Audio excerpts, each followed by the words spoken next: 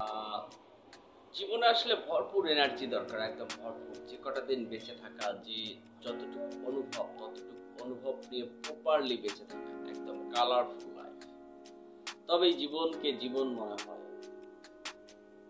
আমি সবসময় হতাশার কথা বলি, আমি সবসময় ব্যর্থতার কথা বলি, সবসময় পরাজয়ের কথা বলি, সবসময় কান্নার কথা বলি, আর সবসময় দুঃখের কথা বলি, সবসময় কষ্টের কথা বলি, যেগুলো আমার ভালো লাগে না। আসলে কেন বলি, এই যে নেগেটিভ যা কিছু আছে সেটা তো চাই না, সেখান থেকে দূরে থাকতে চাই।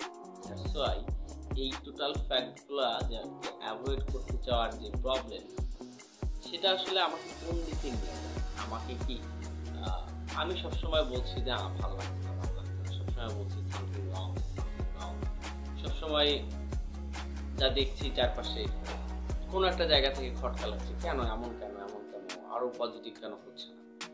তো একটা তৎপরাণী, একটা ভিতর থেকে একটা তাড়না, এই যে তাড়না, সেই তাড়না থেকে আরো ভালো করতে হবে।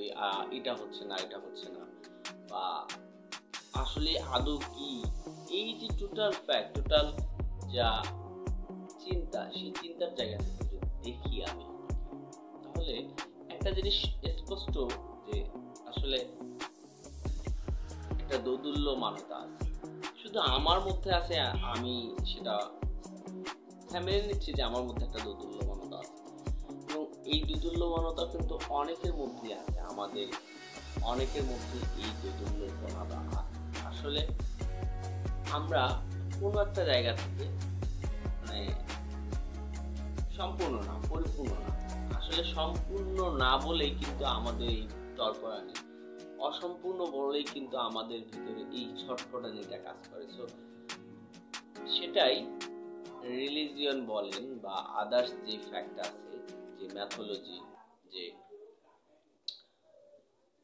যে সামাজিক কাঠামো, সবাই সবাই আসলে কোন মেসেজটা থ্রো করে, কি বলতে চায়।